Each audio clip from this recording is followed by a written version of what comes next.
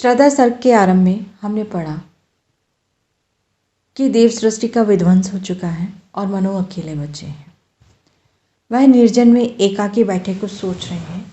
उसी समय विचरण करती हुई श्रद्धा वहां आती है। वह मनु को निर्जन में चुपचाप बैठे देखकर, चिंतन में लीन देखकर उनके भावी व्यक्तित्व से प्रभावित होती है और उनसे उनका परिचय पूछती है। विचारों में लीन मनु जब एकाएक श्रद्धा की मधुर वाणी सुनते हैं तो उनका ध्यान भंग होता है और वो ऊपर की ओर दृष्टि करते हैं। श्रद्धा के अप्रतिम सौंदर्य से अभिभूत मनु अपनी सुध-बुध भूलकर श्रद्धा को निहारने लगते हैं। प्रसाद वहीं से श्रद्धा के शारीरिक सौंदर्य का वर्णन आरंभ करते हैं। अब इन पंक्तियों में मनु श्रद्धा को अपना परिचय दे रहे हैं। कहाँ मनु ने नवधरणी बीच बना जीवन रहस्य निरूपाय, एक उल्का सा जलता भ्रांत शून्य में फिरता हूँ असहाय। श्रद्धा ने उनसे पूछा था कि वह कौन है। मनु अपने बारे में कह रहे हैं कि मैं क्या बताऊं कि मैं कौन हूँ। नवधरणी बीच, आकाश और पृथ्वी के बीच में बना जीवन रहस्य निरूपाय, एक उल्का सा जलता भ्रांत शून्य में फिरता हूँ असहाय।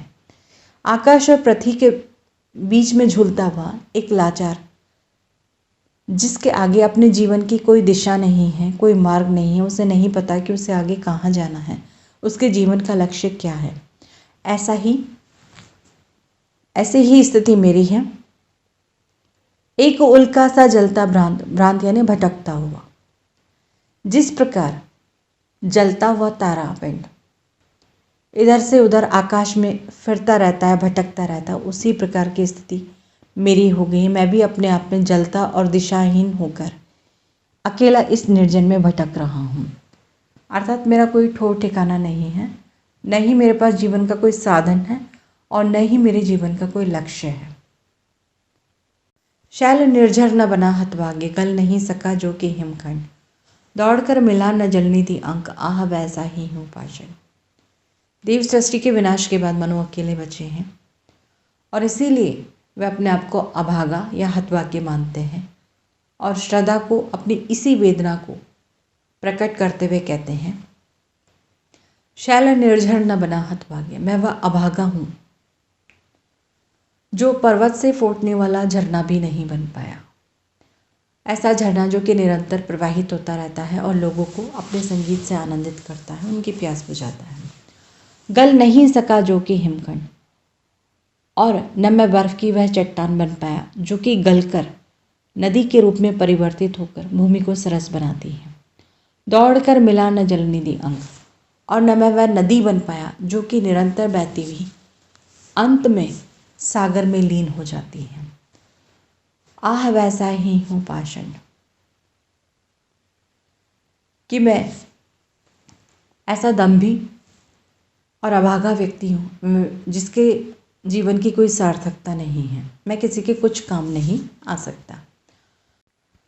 पहेली सा जीवन है व्यस्त, उसे सुलझाने का अभिमान, बताता है विस्मृति का मार्ग, चल रहा हूँ बनकर अनजान। मनु अपने वर्तमान जीवन की दीनहीन दशा का वर्णन करते हुए श्रद्धा से कहते हैं, पहेली सा जीवन है व्यस्त, मेरा यह जीवन पहेली की भांति अनेक समस्याओं से घिरा हुआ है, उसे सुलझाने का अभिमान। अपने जीवन की इस समस्या को या इन समस्याओं को सुलझाने का जब भी मैं विचार करता हूँ, बताता है विस्मृति का मार्ग, चल रहा हूँ बनकर अनजान।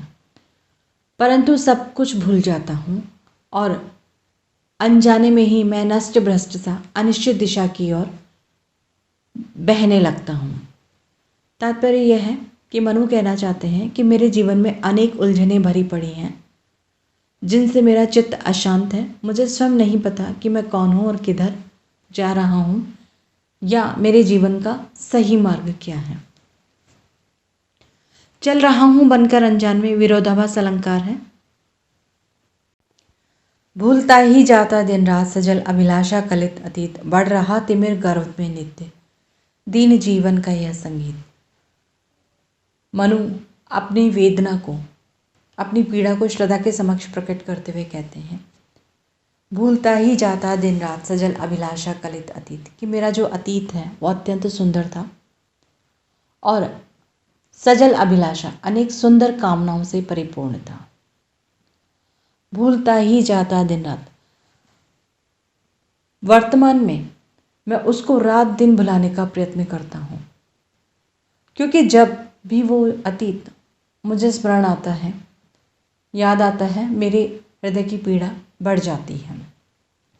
बढ़ रहा तिमिर गर्भ में नित्य दीन जीवन का यह संगीत, मेरे दीनता से परिपूर्ण जीवन का स्वर तिमिर गर्भ विषाद के अंधकार में डूबा जा रहा है। मनु कहना चाहते हैं कि वर्तमान की तुलना में जब भी पिछले जीवन की ओर दृष्टि डालता हूँ तो मेरा हृदय विषाद से भर जाता है, मुझे आगे के लिए कोई राह नहीं सूझती है। क्या कहूँ, क्या हूँ मैं उद्भ्रांत विवर में नील गगन के आज, वायु की भटकी एक तरंग शून्यता का उजड़ा सा राज। मनु श्रद्धा से कहते हैं कि तुम मुझसे मेरा परिचय पूछ रही हो, पर मेरी समझ में नहीं आ रहा कि मैं क्या बताऊं कि मैं कौन हूँ।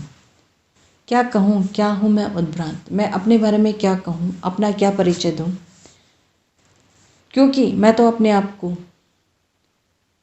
दिशाहीन भटकता हुआ महसूस करता हूँ। यानी मेरे समक्ष कोई लक्ष्य नहीं है, इसलिए मैं इधर से उधर भटक रहा हूँ। वीवर में नील गगन के आज, वायु की भटकी एक तरंग। अब तो मैं हवा में इधर से उधर भटकती हुई एक तरंग, एक लहर के समान हूँ, जो नीले आकाश की गुफा में लक्ष्यहीन बढ़ती चली जा रही है। शून्यता का उजड़ा सा राज।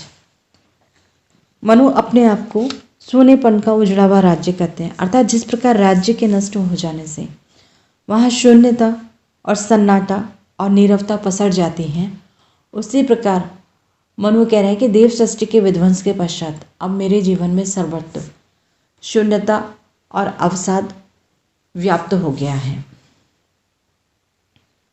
एक विस्मृति का स्तूप अचेत, ज्योति का धुंधला सा प्रतिबिंब और जड़ता की जीवन राशि, सफलता का संकलित विलंब। मनु अपने आप को विस्मृतियों का एक संज्ञाहीन अचेत स्तूप बता रहे हैं। स्तूप वे स्तंभ होते हैं जो अशोक ने बौद्ध धर्म के प्रचार के लिए स्थान स्थान पर बनवाए थे। उनके नीचे महात्मा बुद्ध या अन्य बौद्ध आचार्यों के अस्थि अवशेष के पात्र रखे हैं। इन्हें चैत्य भी कहते हैं और ये जड़ होते हैं, परंतु उनकी दीवारों पर बौद्ध धर्म की शिक्षाएं या अशोक की धार्मिक घोषणाएं लिखी हैं। मनु प्राचीन देव सृष्टि के अवशेष व स्मारक हैं और उनके वर्तमान जीवन के पीछे उस देव सृष्टि के विनाश की कथा लिखी है। इसीलिए वे अपने आप को अचेत स्तूप बता रहे हैं। ज्योति का धुंधला सा प्रतिबिंब, वे अपने आप को प्रकाश की अस्पष्ट छाया भी बता रहे हैं। उनका मानना है कि मैं प्रकाश का एक धुंधला सा प्रतिबिंब हूँ। अपने आप को वह धुंधला सा प्रतिबिंब इसलिए कह रहे हैं क्योंकि उनके अनुसार देव जाति प्रकाश की प्रतीक थी। मनु यशस्वी और ऐश्वर्यशाली देवों की एक धुंधली छाया अपने आप को मानते हैं, क्योंकि उनमें देवताओं का वह सौंदर्य, वह ऐश्वर्य, वैभव नहीं है। और जड़ता की जीवन राशि, सफलता का संकलित विलंब।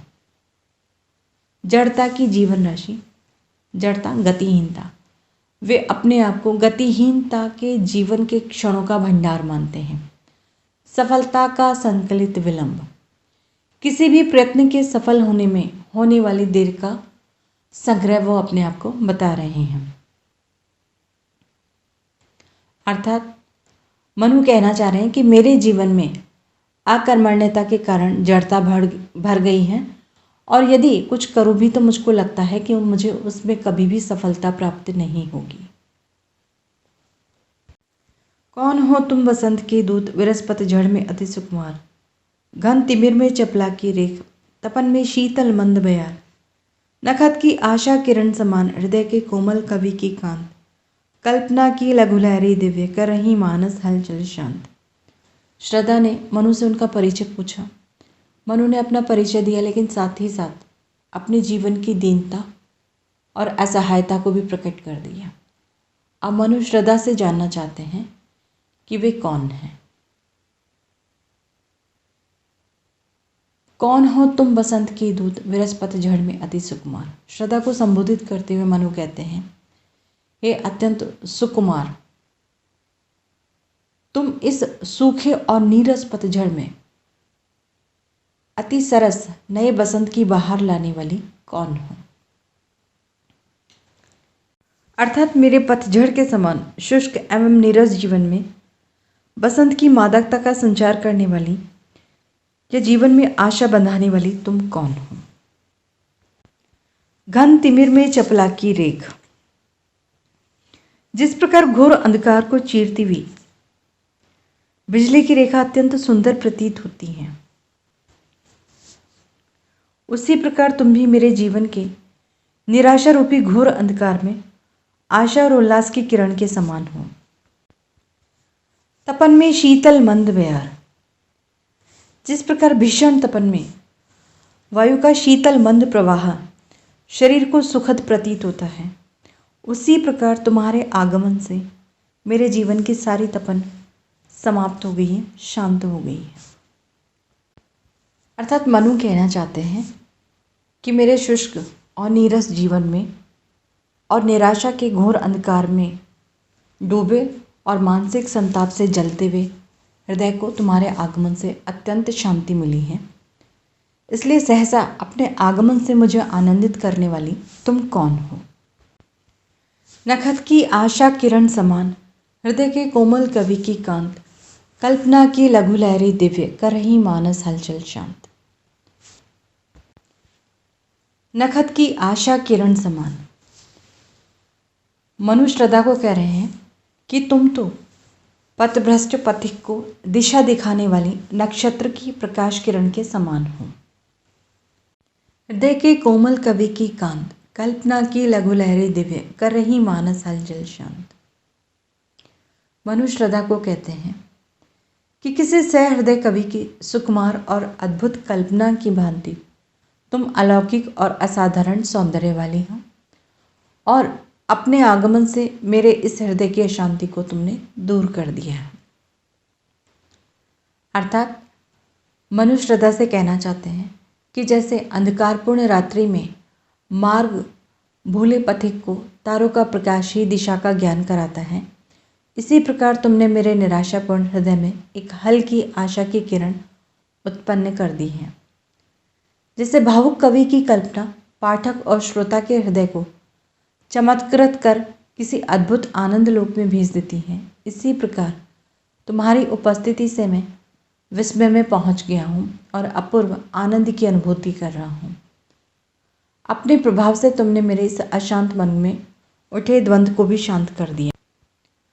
लगा कहने आगंतुक व्यक्ति, मिटाता उत्कंठा सविशेष, दे रहा हो कोकिल सा आनंद सुमन को जो मधुमेह संदेश। मनु ने श्रद्धा का परिचय प्राप्त करने की जिज्ञासा की थी। श्रद्धा के विषय में वे जानने को उत्सुक थे। उनकी उत्सुकता को शांत करते हुए आगंतुक व्यक्ति अर्थात श्रद्धा ने अपना परिचय अत्यंत मधुर वाणी में देना आरंभ किया। दे रहा हो कोकिल सा आनंद सुमन को जो मधुमेह संदेश। श्रद्धा की जो मधुर वाणी थी उसको सुनकर मनु को ऐसा लगा मानो कोई कोयल आनंद मग्न होकर पुष्प को बसंत के आगमन का संदेश दे रही हूँ। भाव यह है कि श्रद्धा की मधुर वाणी को सुनकर मनु का मन पुलकित हो उठा। उन्हें ऐसा लगने लगा कि अब उनके जीवन में आशा और सुख का संचार संभव हो उठेगा। भरा था मन में नव उत्साह, सीख लूँ ललित कला का ज्ञान। इधर रह गंधर्वों के देश, पिता की हूँ प्यारी संतान। घूमने का मेरा अभ्यास, बड़ा था मुक्त व्योम तन्नित।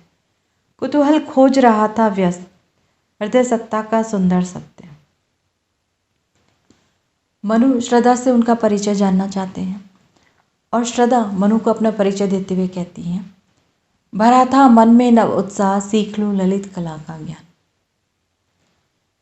मेरे मन में नवीन उत्साह भरा हुआ था और मैं ललित कलाओं का ज्ञान प्राप्त करना चाहती थी।